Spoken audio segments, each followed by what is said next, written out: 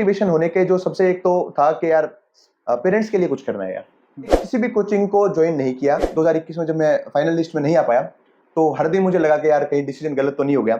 But जब finally result आया तो लगा कि यार अंत भला तो फिर सब भला वाली बात जो होती है कि सफलता जो है वो सार्वजनिक होती है और असफलता जो है, जब फेलियर है जो आपका, वो निजी होता है। मेंस मेरा नहीं रुका कभी। मेंस में मुझे थोड़ा सा मजबूती। 2023 का जो प्रीलिम्स था उसमें मैं सी सेट में फेल हो गया।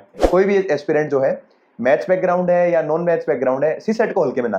अभी भी जितने टॉपर आए हैं, चाहे फर्स्ट रैंक से लेके 1009 जो रैंक आई है, वो सब आपको पीवाईक्यू के बारे में बताएंगे, लेकिन ये शायद कुछ नहीं बता पाएंगे, तो मैं वो क्लेरिफाई कर देता हूं। सर बात करते हैं यहाँ पर आंसर राइटिंग को लेकर। बिल्कुल। तो आंसर राइटिंग कब से स्टार्ट कर देनी चाहिए और किस तरीके की आंसर राइटिंग करनी चाहिए जो कि एक अच्छा आंसर लिख पाए। हेलो दोस्तों, नमस्कार, स्वागत है आप सभी का Mukesh UPSC guide YouTube channel पर। यूपीएससी का रिजल्ट आउट चुका है। जब मेरे साथ हैं यूपीएससी टॉपर जिनकी रैंक 92 है। आज हम उनकी जर्नी को पूरे डिटेल से एक्सप्लोर करेंगे, किस तरीके की जर्नी रही है और इनकी बुक लिस्ट जो भी स्ट्रेटजी वगैरह है वो सब साझा करेंगे। तो सर स्वागत है हमारे साथ आपका। थैंक यू पहले बहुत बहुत बधाई आपको। धन्यवाद मुकेश, धन्यवाद। थोड़ा अपने बारे में बताइए। मेरा नाम दीपक गोदारा है। मैंने 2024 यूपीएससी सीएससी एग्जाम में 92 रैंक हासिल की है और ये मेरा 5वां अटेम्प्ट था। इससे पहले मैंने 2021 में इंटरव्यू दिया है और मेरा जो ऑप्शनल सब्जेक्ट था वो संस्कृत लिटरेचर था। ओके। और जी, ये यही है बस। ओके सर, शुरुआती बात करें तो शुरुआती एजुकेशन के बारे में बात करें तो किस तरीके की आपकी एजुकेशन रही, कहाँ से आपने अपनी पढ़ाई की, क्या पहले से ही आप पढ़ने में बहुत तेज थे? जी देखिए, मैं शुरुआत में एक गवर्नमेंट स्कूल से मैंने अपनी स्कूलिंग की है। 11th और 12th क्लास। और शुरुआत से मतलब मैं पढ़ाई में बिल्कुल ठीक था और गवर्नमेंट स्कूल में लगभग इतना भी नहीं था कि टॉपर की उसमें आए। हाउएवर कि इसके बाद जब ये यूपीएससी के में जर्नी में आए तो कभी सोचा नहीं था कि इस प्रकार से टॉप 100 में भी हम आ सकते हैं। और ये रहा है सर हमारा। कभी बंक वगैरह किया है स्कूल वगैरह? जी बिल्कुल। देखो, कभी कभी दोस्तों के साथ स्कूल तो कभी किया है, बिल्कुल। वो तो बंक तो किया है। कभी स्पोर्ट्स का इवेंट होता था तो उस समय भाग जाते थे, कोई मूवी देखने चले गए, कभी कुछ और चले गए। और क्योंकि हम सर सैनिक स्कूल से पढ़ा हूँ मैं, तो स्कूल बंक तो ऐसा नहीं हो सकता कि हम ना करें। तो स्कूल बंक तो सैनिक स्कूल में बहुत कॉमन होता है, कुंजपुरा में हॉस्टल में। तो किया है सर। ओके। ये आपकी यूपीएससी जर्नी कहाँ से स्टार्ट हुई और क्यों आया कि मुझे यूपीएससी की तरफ स्विच होना? जी देखिए, मैंने अपनी बीटेक की है इंफॉर्मेशन एंड टेक्नोलॉजी से, नेताजी सुभाष कॉलेज से, द्वारका से। और उसके बाद मैंने 2 साल जॉब भी की है। लेकिन जब मैं जॉब कर रहा था तो एक एक होता है कि आप वहां पर फील करते हो कि यू शुड बी हेयर और नॉट। तो उसके बाद मुझे लगा कि यार नहीं यार, यूपीएससी, क्योंकि ये कहीं ना कहीं हमारा, जो हम ग्रामीण क्षेत्र के जो बच्चे होते हैं उनके लिए एक होता है कि यार जब हम आके कलेक्टर को देखते हैं या किसी को पावरफुल व्यक्ति को देखते हैं तो देखते हैं कि प्रशासन कितना पावर होती है प्रशासन के अंदर, वो कितना एक सोसाइटी में पॉजिटिव चेंज लेके आ सकते हैं। तो उस पॉजिटिव चेंज के दिमाग में रख के यार यूपीएससी की प्रिपरेशन स्टार्ट की थी यार मैंने भी। तो वो की थी और शुरू तो जल्दी की थी, लेकिन अभी 5 साल हो गए हैं इसको हासिल करते करते। तो अभी एट द एंड टॉप 100 में जगह बनाने के बाद थोड़ा सा रिलीफ फील कर रहे हैं। ओके, जैसा आपने बताया कि आपको यूपीएससी के लगभग 5वां अटेम्प्ट है और आपने इंजीनियरिंग की है, जॉब भी की है। अगर इंजीनियरिंग की है तो पैकेज भी ठीक ठाक होगा। तो ऐसा नहीं लगा जो प्रिपरेशन कर रहे थे कि यार कहीं गलती तो नहीं कर दी, वो मेरा पैकेज वही ठीक था? देखिए, मेरा जब पैकेज था तो मैंने एयरटेल में काम किया था और 20 लाख के आसपास अराउंड साल का पैकेज था। और हमारा जिस प्रकार फैमिली बैकग्राउंड है उस हिसाब से वो पैकेज बहुत ज्यादा था। और उस समय छोड़ने के लिए मुझे लगता है कि वो एक बहुत ही ज्यादा रिस्की डिसीजन था। मैंने कभी नहीं सोचा था कि मुझे 5 अटेम्प्ट लग जाएंगे यूपीएससी की तैयारी में। और जब इंटरव्यू देने के बाद मेरा नहीं हुआ तो मुझे हर दिन ये महसूस हुआ कि मैंने गलती कर दी अपनी नौकरी छोड़ के। हर दिन मुझे इस बात का महसूस हुआ। लेकिन अब जब मेरा रिजल्ट आया तो उस दिन थोड़ा सा मुझे लगा कि यार हम लाइफ को ज्यादा सीरियस ले लेते हैं, उतनी होती नहीं है। और कहीं ना कहीं जो चीजें हम नहीं देख पाते हैं वो हो सकता है जिंदगी हमारे बारे में देख लेती है। बिल्कुल। तो यही है मुकेश। ओके सर, जैसे रिजल्ट आया और लिस्ट में नाम देखा कि टॉप 100 के अंदर आप हैं, तो क्या रिएक्शन था? रिजल्ट किसने देखा, आपने देखा है, फैमिली या फ्रेंड्स ने? देखिए, क्योंकि कल पता था कि 22 तारीख को रिजल्ट आना है, तो मेरे ही हाथ में फोन था, तो मैंने देखा रिजल्ट को कि मैं कहा क्या रहेगा रिजल्ट। तो मैंने सर्च किया तो देखा कि 92 है, तो और वो टॉप 100 में ही है। तो थोड़ा सा एक रिलीफ फील हुआ कि चलो यार इस बार अब पढ़ाई थोड़ी कम करनी पड़ेगी, अब थोड़ा सा फ्री हो जाएंगे पढ़ाई से। तो थोड़ा सा एक रिलीफ था। क्या चेंजेस देखने को मिले जैसे रिजल्ट आया उससे पहले और उसके बाद? क्या क्या चेंजेस देखने को मिले आपको? देखिए, एक मैंने कहीं पढ़ा था कि सफलता जो है वो सार्वजनिक होती है बिल्कुल। और असफलता जो है, जब फेलियर है जो आपका, वो निजी होता है। तो क्योंकि मैंने 21 में भी इंटरव्यू के बाद मैंने फाइनल रिजल्ट का वेट किया था, तो जब फाइनल लिस्ट में नहीं आया था, तो जो बहुत ही 1 से 2 करीबी लोग होते हैं जो सच में आपकी केयर करते हैं, तो उन लोगों के फ़ोन आए थे कि कोई बात नहीं भाई, कि अभी दूसरा ही अटेम्प्ट था, ज़्यादा घबराना नहीं है। लेकिन इस बार जब लिस्ट में आए तो फिर आप, क्योंकि मैं ब्लैंक हो गया था, क्योंकि एकदम से इतने सारे फ़ोन आने लग गए और फिर घर पे यार दोस्त आने लग गए, रिश्तेदार आने लग गए। फिर इस प्रकार से जिन लोगों को मैं हो सकता है ना भी जानते हों, वो भी थोड़ा सा आ जाते हैं। तो ये चेंज है कि आपको एक सोशल रिकॉग्निशन थोड़ा सा ये एग्ज़ाम दिला देती है, और बस यही था। लेकिन एक दो जो अनुभवी थे जो हमारे साथ में, जो मेरे गांव के बड़े बुजुर्ग थे, उन्होंने आके बताया कि इस चीज को कभी दिमाग में मत चढ़ने देना और अच्छे से आप अपने निष्ठापूर्वक अपने कार्य को पूरा करने का प्रयास करें। बिल्कुल। तो सर, ये आपका ये 5वां अटेम्प्ट था, जी। इसमें प्रीलिम्स कितनी बार क्रैक किया था, मेंस कितनी बार क्रैक किया था, इंटरव्यू? देखिए, मेरा थोड़ा सा संघर्ष रहा है तो वो प्रीलिम्स के साथ रहा है, और इसमें 3 बार मेरा प्रीलिम्स रहा था।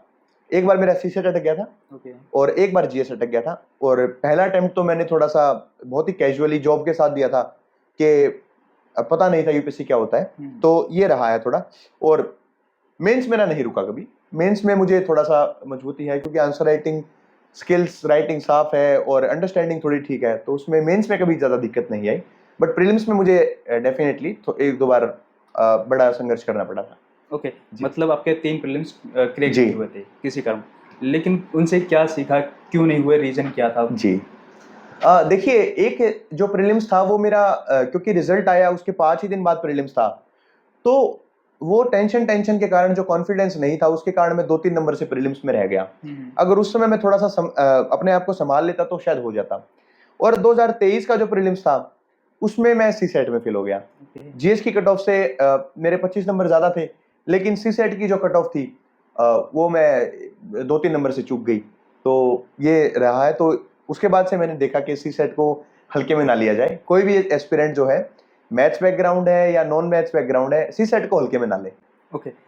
सर, थोड़ी बात करें आपके ऑप्शनल को लेकर। जी।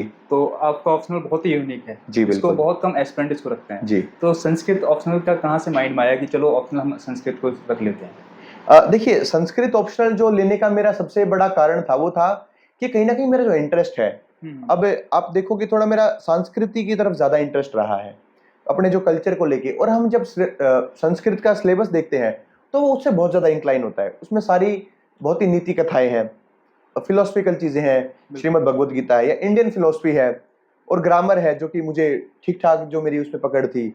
और ये रहे, और हाउएवर एक दो टॉपर भी संस्कृत से रहे हैं, जिनके मार्क्स अच्छे आए संस्कृत से। तो ये मेरे कारण थे संस्कृत को लेने के। ओके। तो ये था। अगर इनके रिसोर्सेज की बात करूं तो जी। इनके रिसोर्सेज कहाँ से आपने कलेक्ट किए? देखिए, संस्कृत के मैं कहूंगा कि ज्यादा रिसोर्सेज मार्केट में नहीं है। तो आपके पास अगर कोई अच्छा सोर्स नहीं है संस्कृत का, तो बिना सोचे समझे संस्कृत को मत लेना।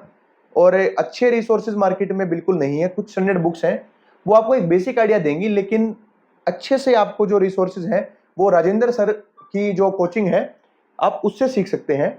और बाकी जो इधर उधर की जो टेस्ट सीरीजें हैं, वो आप ना जाए उनमें, क्योंकि वो वहां पर आपको क्वालिटी उतनी अच्छी नहीं मिल पाएगी। तो राजेंद्र सर का मैं रेकमेंड करूंगा कि वो वहां से आप इजीली संस्कृत के बारे में ज्ञान ले सकते हैं। ओके सर, वीडियो काफी लंबी होती जा रही है, तो थोड़े हम बात कर लेते हैं प्रीलिम्स को लेकर। प्रीलिम्स और प्लस मेंस की क्या स्ट्रेटजी होनी चाहिए एक बिगिनर एस्पिरेंट के लिए? देखिए, मेरा मानना है कि प्रीलिम्स, मेंस और जो इंटरव्यू है, कहीं ना कहीं तीनों की जो तैयारी है वो जुड़ी है। कैसे? प्रीलिम्स में आपको फैक्ट पे ध्यान देना है, उसकी क्वेश्चन की थीम पे ध्यान देना है। वहीं मेंस में आपको उसके बारे में सोचना है कि इसका अच्छा इंट्रोडक्शन क्या हो सकता है, कंक्लूजन क्या हो सकता है, इसके फायदे क्या हो सकते हैं, घाटे क्या हो सकते हैं। तो प्रीलिम्स में जो चीज हम एक छोटे से सिर्फ मोटे तौर पे उसकी धरातल पर देखते हैं, मेंस में उसको थोड़ा विस्तार पूर्वक देखना होता है, और इंटरव्यू में उसका एक हमें अपना पॉइंट ऑफ व्यू बनाना होता है। तो मुझे लगता है कि पूरी तैयारी इंटीग्रेटेड है, और इसको इंटीग्रेटेड के हिसाब से ही आपको करना चाहिए, ताकि बाद में दिक्कत ना आए आपको। ओके। आपने इस दौरान पूरी यूपीएससी जर्नी में कोचिंग ज्वाइन की या कोई मेंटरशिप ज्वाइन किया है, फिर सेल्फ स्टडी की है? देखिए, मैंने इसमें किसी भी कोचिंग को ज्वाइन नहीं किया या फिर वो नहीं किया, लेकिन मैंने कोचिंगों की टेस्ट सीरीज जरूर लगाई थी। तो क्योंकि हर व्यक्ति घबराता है कि यार मैं और दो के साथ compete कर पा रहा हूँ या नहीं कर पा रहा हूँ, तो मैंने टेस्ट सीरीज जरूर ज्वाइन की थी। कुछ कोचिंग इंस्टीट्यूट्स की। तो लेकिन मैं नए बच्चों को कहूँगा कि आप जब तक आपको बेसिक अंडरस्टैंडिंग नहीं है, कोचिंग के ट्रैप में आप ना फंसे। जी। अगर प्रीलिम्स क्रैक करना है जी। तो उसमें टेस्ट सीरीज या पीवाईक्यू क्या इंपॉर्टेंट रहने वाला है उसका? देखिए एक जो बुद्धिज्म में कहते हैं कि मध्यम मार्ग, कि ऐसा नहीं है कि आप बहुत सारे टेस्ट लगा लें, ऐसा नहीं है कि आप सिर्फ पीवाईक्यू पे बेसिस पे रहें। आप पिछले 10 साल के पीवाईक्यूज बिल्कुल अच्छे से करिए और उसके बाद फिर 5-7 टेस्ट लगा लीजिए, तो इतना सफिशिएंट है। और कोई आपका सब्जेक्ट बहुत ज्यादा कमजोर है तो उसके आप थोड़े ज्यादा मॉक टेस्ट लगा सकते हैं। ओके। तो ये स्ट्रेटेजी होनी चाहिए। बहुत सारे एस्पिरेंट ये हैं जी। कि सबको बोलते हैं, हम यूपीएससी पे इंटरव्यू कवर कर रहे जी। थे, वहाँ पर भी बोल रहे थे पीवाईक्यू, तो कमेंट आते हैं कि सारे पीवाईक्यू बोलते हैं, जी। लेकिन पीवाईक्यू करना कैसे है वो जी। कोई नहीं पता। तो किस तरीके से पीवाईक्यू देखिए अभी भी जितने टॉपर आए हैं, चाहे फर्स्ट रैंक से लेके 1009 जो रैंक आई है, वो सब आपको पीवाईक्यू के बारे में बताएंगे, लेकिन ये शायद कुछ नहीं बता पाएंगे, तो मैं वो क्लेरिफाई कर देता हूँ। देखिए पीवाईक्यू को करने का मतलब ये नहीं है कि आपने बैठ के उसको 2 घंटे में लगा लिया, वो तो तरीका ही नहीं है पीवाईक्यू को लगाने का। वो तो आपका शुरुआती काम है। पीवाईक्यूज को लगाने का मतलब है कि आप उसके ऑप्शंस के अंदर भी आपको पता है कि उसमें ये उस साल ये ऑप्शन आया था, उस साल ये ऑप्शन आया था। पीवाईक्यूज को लगाने का मतलब है कि आपके टिप्स पे पिछले 10 साल के सवाल हैं। यदि मैं आपसे पूछूं कि ये सवाल कब आया था, तो आप बिल्कुल बता पाओ बिना सोचे समझे कि सर ये सवाल उस साल आया था।